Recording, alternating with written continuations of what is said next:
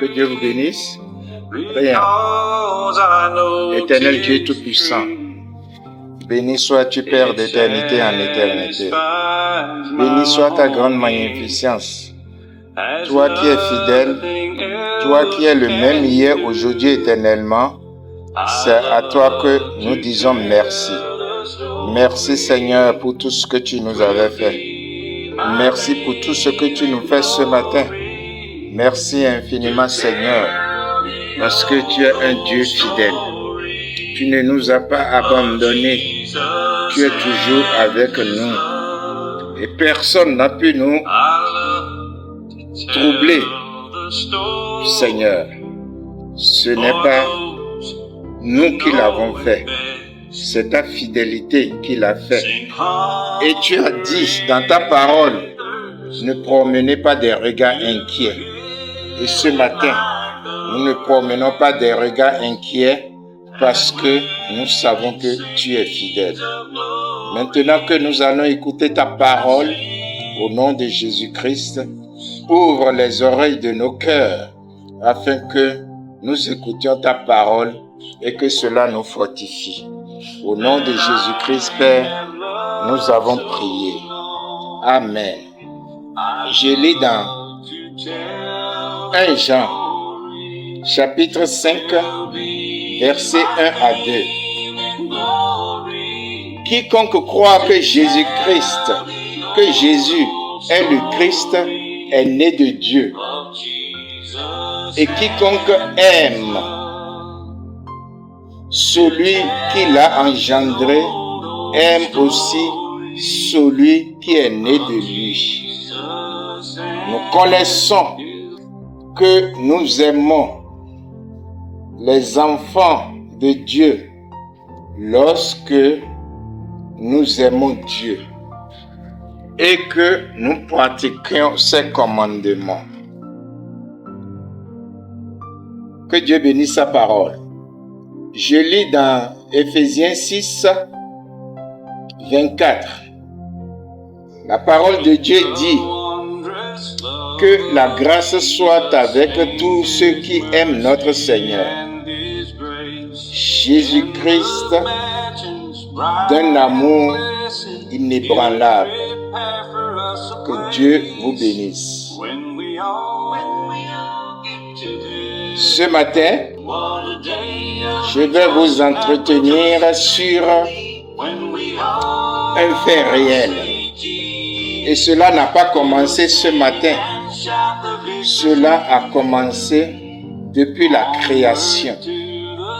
Et c'est pourquoi mon message de ce matin, je l'intitule « Dieu est fidèle ». Il est fidèle au point où même l'homme qui l'a créé, parfois promène des regards inquiets. Dieu est fidèle. Et dans sa fidélité, il a des attributs. Il a l'attribut du salut. Il a l'attribut de guérisseur. Il a l'attribut de celui qui donne la paix. Alors, pour que vous sachiez et que vous compreniez qu'il est un Dieu guérisseur, parce qu'il a dit à Moïse, « Dis-leur que je suis le Dieu qui les guérit. » Mais afin que vous compreniez qu'il est un Dieu guérisseur, il faut que vous tombiez malade. Maintenant, lorsque vous tombez malade, il faut que l'attribut de guérisseur qui est en Dieu se manifeste. Et lorsque cela va se manifester en votre faveur, vous allez dire que Dieu est un guérisseur. Il faut que les troubles, les persécutions du diable arrivent sur vous et sur votre maison et sur votre pays et que vous priez. Alors, vous allez comprendre lorsqu'il va réagir et qu'il va amener la paix sur vous et sur votre maison et sur votre pays, vous allez comprendre qu'il est un Dieu de paix. Parce qu'il a l'attribut de paix en lui. Il a l'attribut de la guérison en lui. Il a tous les attributs en lui. L'attribut de la patience. Il faut que vous commettiez des choses qui sont contraires à sa parole, afin qu'il ait patience avec vous, afin qu'il vous guide jusqu'à ce que vous compreniez que ce que vous êtes en train de faire n'est pas bon. Tout ça, ce sont des attributs. Ce sont des attributs de Dieu que Dieu manifeste en son temps et en sa saison pour vous. La Bible dit que même le diable a été créé, alléluia, pour manifester les attributs de Dieu. Il faut que Judas soit choisi parmi les 12 apôtres, afin qu'ils vendent Jésus-Christ et que Jésus-Christ puisse mourir et maintenant ressusciter en votre faveur. Et Judas, après avoir accompli cet acte, doit retourner. La Bible dit qu'il est retourné d'où il vient. Il vient de l'enfer, il retourne en enfer. Tout ce qui vous arrive ce matin, Dieu sait. Dieu connaît tout ça là, avant la fondation du monde. Et il a mis en vous une puissance, un esprit de combattre, de résister. La Bible dit, résistez au diable et il fuira loin de vous. La dernière fois, on nous a invités pour des prières un peu partout pour la paix dans ce pays. Est-ce que vous pouviez remarquer ce qui se passe en ce moment? Tous les pays sont en train de dire, vous n'allez pas traverser notre pays pour bombarder le Niger. Nous fermons notre aéroport. Tous. Qu'est-ce qui a fait ça? C'est que la miséricorde de Dieu est en train de descendre sur ce peuple. Parce que les enfants de Dieu sont en train de gémir. Ils sont en train de crier à la miséricorde de Dieu. Chaque matin, quand je regarde les informations, je trouve toujours un pays qui dit « Notre espace aérien vous est fermé ». C'est ça la paix de Dieu.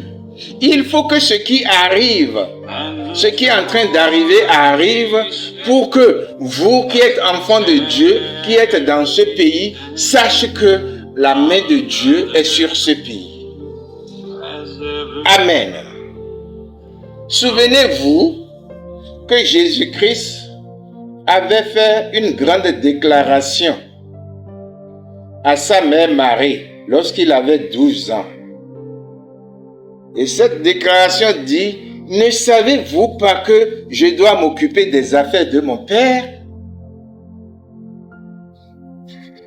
Toutes les prières intenses que vous adressez à votre Dieu en ce moment, pour la paix dans votre maison, pour la paix dans ce pays, prouvent que vous vous occupez des affaires du Père. Remarquez, c'est Jésus qui a choisi les 12 disciples. Mais après avoir prié avec eux, la Bible nous dit qu'il se met encore à l'écart pour prier. C'est la meilleure façon de nous occuper des affaires du Père, c'est de prier sans cesse. Et si vous priez régulièrement, vous n'aurez pas le temps d'avoir quelqu'un en haine. Vous n'aurez pas le temps de penser à un mauvais comportement d'une personne.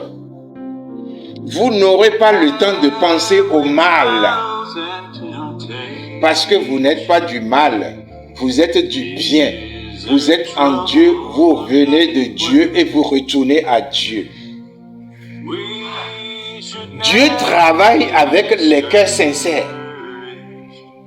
Il travaille avec ceux qui veulent s'occuper réellement des affaires du Père. Et c'est comme cela que Dieu fonctionne dans chaque âge. Amen. Certains soi-disant chrétiens ou chrétiennes lisent une ou deux fois un passage biblique dans la semaine. Et ils pensent qu'ils ont assez fait. Non! Vous n'aviez pas assez fait. Vous deviez continuer à lire votre Bible. Vous devez continuer à lire la parole. Vous devez continuer à prier pour vous et pour votre famille. Parce que lorsque vous dites que vous êtes fatigué, le diable n'est pas fatigué. Vous voyez, je me demande comment certaines chrétiennes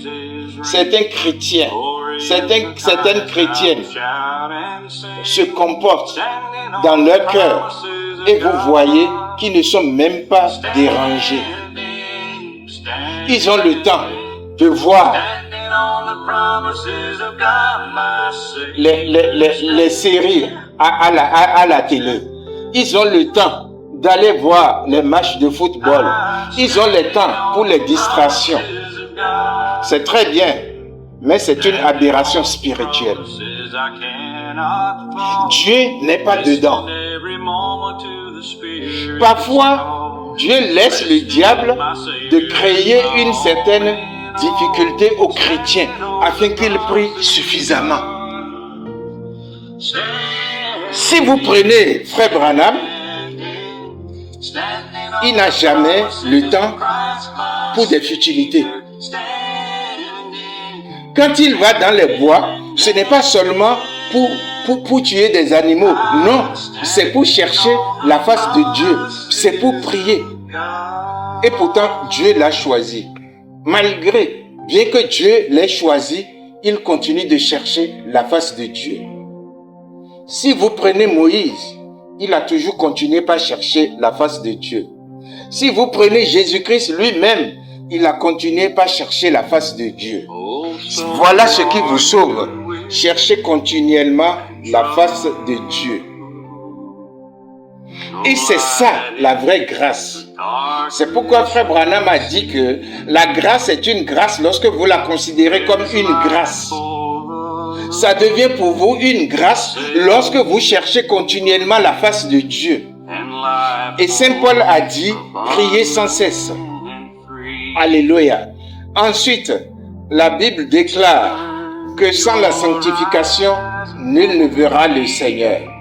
Vous devez prier sans cesse, vous devez chercher la grâce de Dieu sans cesse, vous devez lire votre Bible sans cesse et vous deviez vous sanctifier sans cesse. C'est ça la foi. C'est ça.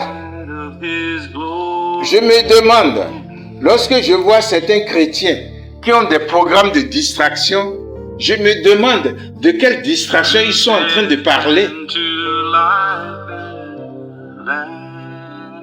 Il y a des chrétiens qui ne tiennent même pas, qui ne rassemblent pas leur famille et prient à la maison. Est-ce que vous savez que le diable est content lorsque vous vous comportez comme ça? Après tout, Dieu est dans sa parole. Dieu n'est pas dans ce que vous essayez de faire, mais Dieu est dans sa parole. Et pour atteindre sa miséricorde, il faut être dans sa parole. Et nous avons l'obligation absolue d'être ce matin dans sa parole. Vous voyez, c'est ça qui nous sauve. Dans Luc 36 à 50, la parole de Dieu dit, un pharisien pria Jésus de manger avec lui. Jésus entra dans la maison du pharisien et se mit à table. Aviez-vous remarqué le comportement de Jésus-Christ? Il n'a pas refusé. Il n'a pas refusé.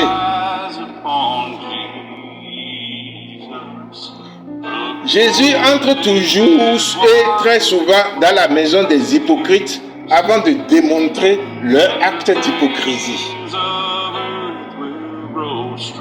Et au verset 37, la parole de Dieu dit: « Et voici une femme pécheresse qui se trouvait dans la ville, ayant su qu'il était à table dans la maison du pharisien, apporta un vase d'albâtre plein de parfums. » Oh, quelle grande bénédiction! Que Dieu bénisse cette femme. Elle est consciente de sa condition. Mes amis, soyez conscients de votre condition. Au lieu de parler, critiquer Dieu ou critiquer quelqu'un, commencez par avoir une conscience de votre condition, de votre insuffisance notoire. Je connais beaucoup de frères ce matin qui croient être chrétiens. Beaucoup de sœurs qui croient être chrétiennes. Mais il ne s'agit pas de croire que tu es quelqu'un. Il s'agit de croire que ta condition est misérable et que cette condition a besoin de l'aide de Dieu. Si tu crois ce matin que tu es debout, alors fais gaffe pour ne pas tomber. Et cette femme a su qui était là. Cette femme, dans sa condition misérable, a su qui était Jésus-Christ. Elle a su qui était ce pharisien. Nous sommes dans un temps où vous devez connaître qui est le persécuteur et qui est celui qui vous sauve en ce moment. Et au verset 38, la parole de Dieu nous dit: et se tient derrière, aux pieds de Jésus.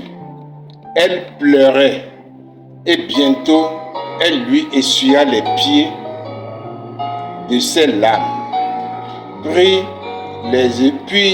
les essuya avec ses cheveux, les baissa et les oignit du parfum. Alléluia. La Bible dit que l'humilité précède la gloire. Cette femme a reconnu sa condition. Elle n'a pas eu honte de sa condition. Et devant tout le monde, elle a pleuré sur les pieds de Jésus. Et elle a pris ses cheveux pour nettoyer les pieds. Pour nettoyer les pieds de Jésus. Alléluia. Mes amis, dans tout ce que Dieu vous a donné à faire sur cette terre, considérez que Dieu d'abord est celui que vous devez glorifier.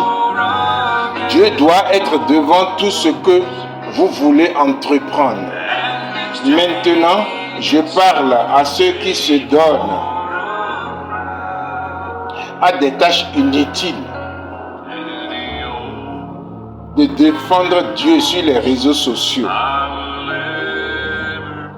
Ils perdent leur temps. Dieu n'a pas besoin qu'on le défende.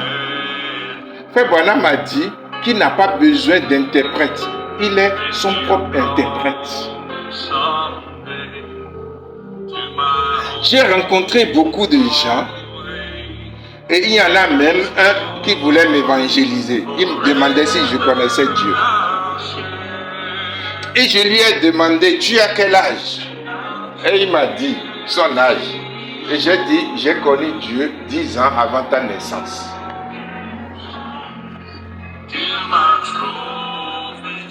C'est lui qui voulait me prêcher. Finalement, c'est moi qui l'ai prêché. Et je lui ai donné 5 brochures.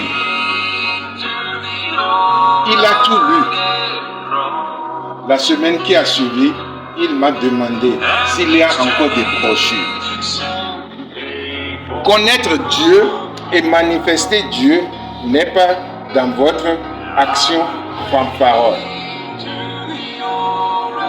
Dieu est simple et il se révèle au cœur simple. Au verset 39, le pharisien qui l'avait invité, voyant cela, dit en lui-même, si cet homme était prophète, il connaîtrait qui et de quelle espèce est la femme qui le touche. Il connaîtrait que c'est une pécheresse. Vous voyez, comparez la révélation spirituelle de cette femme pécheresse à la révélation spirituelle de ce pharisien. La femme pécheresse, c'est Dieu qui lui révélait qui est cet homme qui est assis là. Cet homme qui est assis là a en lui l'attribut du salut. Et observez le pharisien, c'était le diable qui lui révélait tout. Le diable lui révélait que c'est une femme pécheresse, mais le diable ne lui a pas révélé que juste à côté d'elle, il y a quelqu'un qui donne le salut. C'est pourquoi je vous dis, c'est la façon dont vous vous comportez dans vos actions quotidiennes que Dieu vous révèle ce que vous devez faire. Et lui, ce grand pharisien, qui croit connaître Dieu parfaitement, ne savait pas qui était Jésus-Christ. Quelle aberration! Et au verset 40, Jésus prit la parole et lui dit, « Simon, j'ai quelque chose à te dire. » « Maître, parle. » Lui répondit.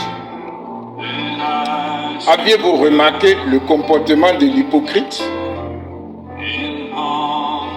Voilà ce qui se passe dans les églises. Beaucoup viennent à l'église uniquement au nom du pasteur, au nom de l'assemblée, au nom de je ne sais quoi. Mais vous devez venir à l'église au nom de Jésus-Christ que vous allez toucher ce jour-là. Et que lorsque vous le touchez bien, lui en retour vous touchera. Ne venez pas à l'église parce que vous avez de beaux habits. Ne venez pas à l'église parce que votre pasteur vous apprécie. Ne venez pas à l'église parce que tout le monde vous aime. Non. C'est une vie misérable. Venez à l'église parce que vous cherchez la face de Dieu, parce que vous voulez toucher Dieu et qu'en retour, Dieu vous touche. Amen. Vous voyez, au verset 41, écoutez ce que Jésus a dit. Il dit aux pharisiens, écoutez, un créancier avait 2 débiteurs. L'un avait 5 deniers et l'autre 50. Combien n'avaient pas, comme ils n'avaient pas de quoi payer, il leur remet à tous les 2 leurs dettes. Lequel l'aimera le plus? Simon répondit, celui, je pense, auquel il a le plus réuni. Jésus lui dit, tu as bien jugé. Vous voyez sur quelle pente Jésus l'amène. Jésus est en train de l'amener et a touché lui-même à son péché. Parce que ce Jésus a dit un jour, je ne suis pas venu pour les bien portants, mais je suis venu pour les malades. Maintenant, si vous remarquez, Jésus a recadré ce pharisien à travers une parabole. Et notre pharisien a bien répondu, Dieu n'est pas contre votre intelligence, mais seulement à l'heure de la parole, mettez votre intelligence de côté. C'est lui qui dirige tout. Il n'a besoin de personne. Aujourd'hui, les gens ont des problèmes de comprendre que Dieu est vraiment très bon et que tout est entre ses mains. Toutes les bénédictions sont entre ses mains. Il est le Dieu qui bénit. Le diable n'a jamais béni quelqu'un. Le diable n'a jamais guéri quelqu'un. C'est Dieu qui fait tout. Toute votre bénédiction ce matin vous a été donnée gratuitement par Dieu. C'est pourquoi vous devez avoir la crainte de Dieu tous les jours dans votre cœur. Au verset 44, puis se tournant vers la femme, Jésus se tourna vers la femme, dit à Simon, vois-tu cette femme? Je suis entré dans ta maison et tu ne m'as point donné de l'eau à laver mes pieds. Mais elle les a mouillés de ses larmes et les a essuyés avec ses cheveux. Alléluia. Tu ne m'as point donné de baiser, mais elle, depuis que je suis entré, elle n'a point cessé de me baiser les pieds. Tu n'as point versé de l'huile sur ma tête, mais elle a versé du parfum sur mes pieds. Vous voyez, Jésus a prouvé à cet honorable, soi-disant honorable homme, qui n'était en fait rien, mais que la femme était tout. Vous voyez, mes amis, tant que Jésus approuve ce que vous faites pour lui, ne vous inquiétez pas, il devient automatiquement votre avocat. C'est pourquoi dans le psaume 91, la Bible dit, tu resteras debout. Alléluia. 1000 tombent à gauche, 10 000 à droite. Toi, tu resteras debout pour voir la rétribution des méchants. Et aujourd'hui, nous sommes dans ce cas. Nous allons rester debout dans ce pays. Et nous allons voir tout un chacun, tout ce que le diable avait au préalable animé. Vous allez, ça se passe déjà. On ne vous donnera pas notre espace aérien, c'est fermé. Vous n'allez pas passer par chez nous pour bombarder le Niger. Alléluia. C'est Dieu. Le diable a fini de travailler dans leur cœur. Maintenant, Dieu travaille dans leur cœur. Ne vous inquiétez pas. Moi, je ne suis jamais inquiet. Il faut que ça arrive. Il faut que certaines situations arrivent afin que vous compreniez que Dieu est Dieu. Et c'est lui qui vous défend. Amen. N'ayez pas peur, mes amis. N'ayez pas peur.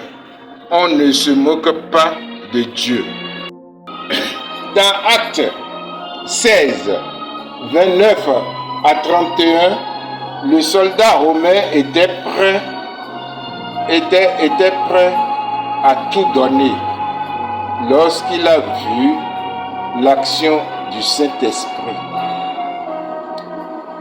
Alléluia. Mais Paul et Silas lui ont répondu, Paul et Silas répondirent, crois seulement au Seigneur Jésus et tu seras sauvé, toi et ta famille. Pas lui seul, mais lui et sa famille. C'est pourquoi je vous invite à prier tous les jours pour tout ce que vous portez dans votre cœur, sur votre cœur. Moi, c'est devenu un instrument pour moi. Je ne peux pas prier sans prier pour tout ce que je porte sur mon cœur, qu'il soit ici, qu'il soit au loin. Dieu seul sait combien de coups de fil j'ai reçus de très loin pendant ce grand et mauvais événement que nous vivons. Mes amis, ce que tu as planté, c'est ce que tu vas récolter.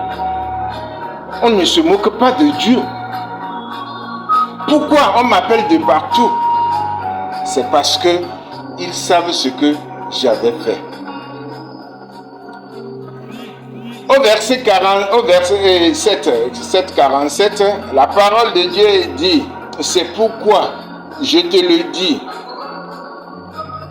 tes nombreux péchés ont été pardonnés. Ses nombreux péchés ont été pardonnés, car elle a beaucoup aimé. Mais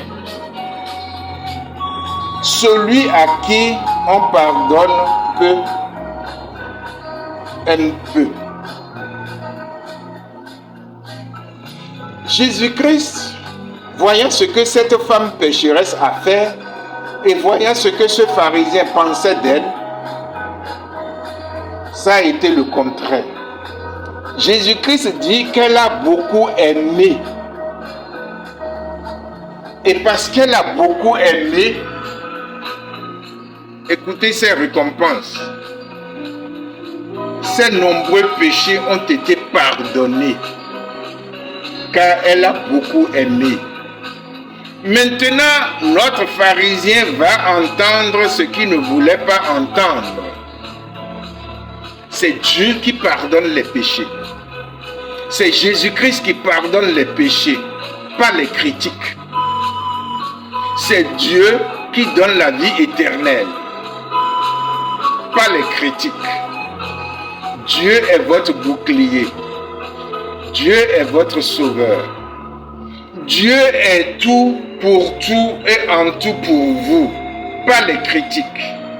Au dernier jour, c'est à lui et à lui seul que vous devez rendre compte, pas aux critiques. Ne les écoutez pas. L'Éternel a dit à Josué et à tous les autres vaillants serviteurs qui sont passés avant et après Josué, ne les crains pas, je les livre entre tes mains. Et aujourd'hui, la même promesse existe pour le chrétien et pour la chrétienne. Mes amis, priez seulement et persévérez. Au verset 48, il dit à la femme, tes péchés sont pardonnés. Alléluia. Au verset 49, il dit, ceux qui étaient à table avec lui se mirent à dire eux-mêmes, qui est celui-ci qui pardonne les péchés?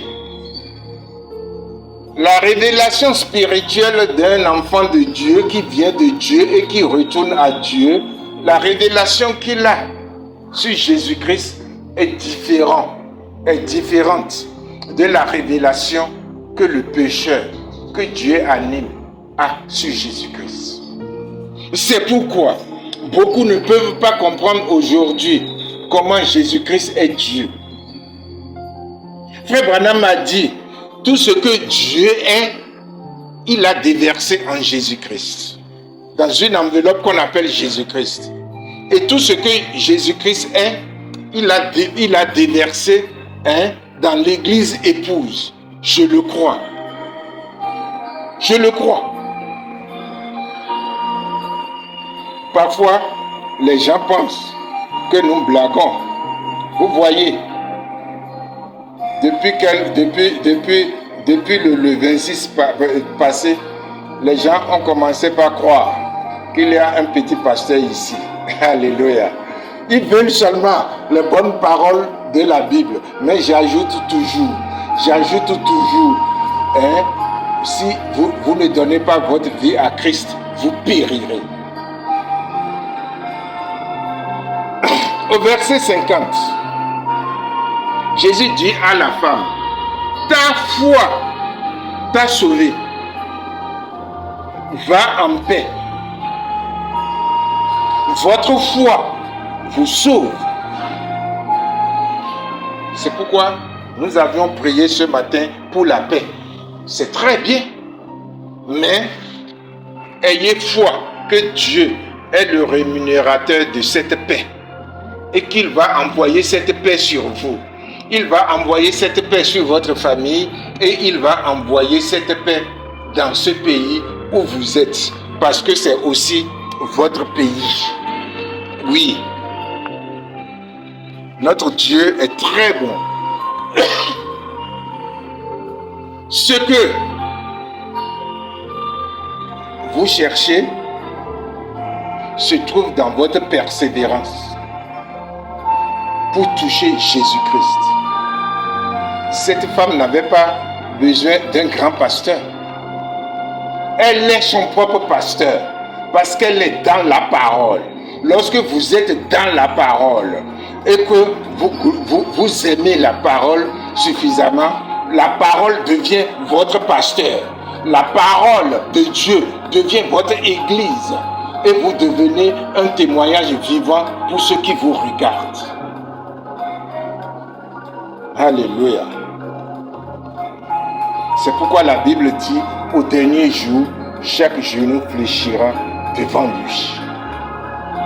Tous ceux qui se disent grands pasteurs, prophètes, apôtres, je ne sais quoi encore, ils vont fléchir devant Jésus. Parce que Jésus-Christ est la parole de Dieu. Et Dieu et sa parole font une seule personne. Alléluia. On ne peut pas diviser Dieu et sa parole. On ne peut pas diviser Dieu et Jésus-Christ. Merci Seigneur. Merci Seigneur parce que tes petits-enfants connaissent ça. Alléluia.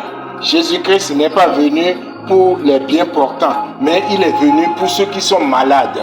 Et c'est pourquoi tous les jours, vous devez prier pour votre péché. Ne permettez pas, au grand jamais, ne permettez pas qu'un pasteur vous dise, parce que vous aviez fait ça, Dieu vous a abandonné. Parce que vous aviez fait ça, Dieu vous a abandonné. Parce que vous étiez ceci, Dieu vous a abandonné. Mensonge. C'est des gens comme vous et moi que Dieu veut. Alléluia. Un jour, un policier m'a dit, mais, pasteur, j'ai dit, mais comment tu sais que je suis pasteur? Vous savez ce qu'il m'a dit? Il m'a dit, mon frère vient dans ton assemblée. J'ai dit, qui est ton frère? Et il m'a dit le nom du frère. J'ai dit, et toi, tu n'es jamais venu? La mort est à côté de toi. Et il a tourné en rond pour regarder où est la mort. J'ai dit, la mort est à côté de toi. Alléluia. Beaucoup de gens pensent aujourd'hui qu'ils ont Christ, alors que tout ce qu'ils ont en eux, c'est le diable. Faites tout ce que vous voulez. Vous allez le rencontrer un jour. Dans Proverbe 26, 11 à 12, la parole de Dieu dit, comme un chien retourne à ce qu'il a vomi, ainsi est un insensé qui revient à sa folie. Si tu vois un homme qui se croit sage, il y a plus à espérer d'un insensé que de lui. Vous voyez, beaucoup qui sont sur les réseaux sociaux aujourd'hui sont des gens vides en matière de sagesse. Ils n'ont rien. Ils n'ont rien en eux. Vous, restez en Christ et persévérez en Christ. Restez avec lui jusqu'à ce qu'il vienne. Restez fidèles à Jésus-Christ jusqu'à ce qu'il vienne. Proverbe 3, 5 à 8 déclare: confie-toi en l'Éternel de tout ton cœur et ne t'appuie pas sur ta sagesse. Reconnais-le dans toutes tes voies et il aplanira tes sentiers. Ne sois point sage à tes propres yeux. Crains l'Éternel et détourne-toi du mal. Ce sera la santé. Écoutez bien, ce sera la santé pour tes muscles et un rafraîchissement pour tes os. Que Dieu bénisse sa parole. Cette parole n'a pas besoin d'explication. Elle s'explique lui-même. Elle s'explique elle-même. Vous, on n'a pas besoin de crier à tue-tête pour que vous ayez la crainte de Dieu dans votre cœur. Avec ce qui se passe en ce moment dans ce pays, quand je passe, des gens m'interpellent. Pasteur, est-ce que tu as prié pour nous? Est-ce que tu as prié pour ce pays?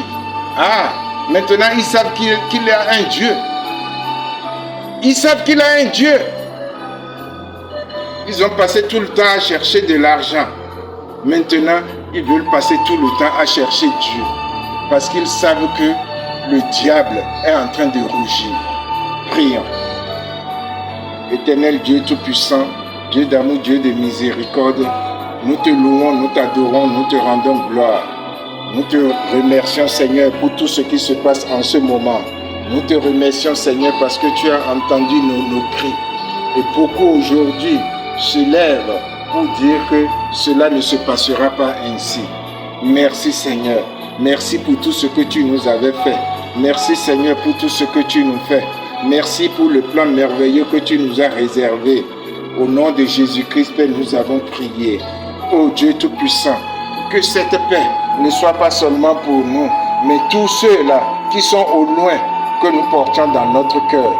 Garde-les, sanctifie-les, fortifie-les, garde leur famille, garde leur boulot. Ô Dieu Tout-Puissant, tu es le Dieu qui les protège. Tu es leur bouclier, tu es notre bouclier. Bénis-nous, sanctifie-nous, fortifie-nous. Combat tous ceux qui nous combattent. Bénis tous ceux qui nous bénissent. Voilà la promesse qui a accompagné Abraham lorsqu'il sortait de chez lui. Oui, Seigneur, cette promesse nous accompagne aussi. Garde-nous, garde ce pays. Que ta paix soit sur nous. Que ta paix soit sur notre maison. Que ta paix soit sur ce pays. Ô Dieu Tout-Puissant. Ensuite, que la crainte de Dieu soit dans tous les cœurs. Au nom de Jésus-Christ, Père, nous avons prié.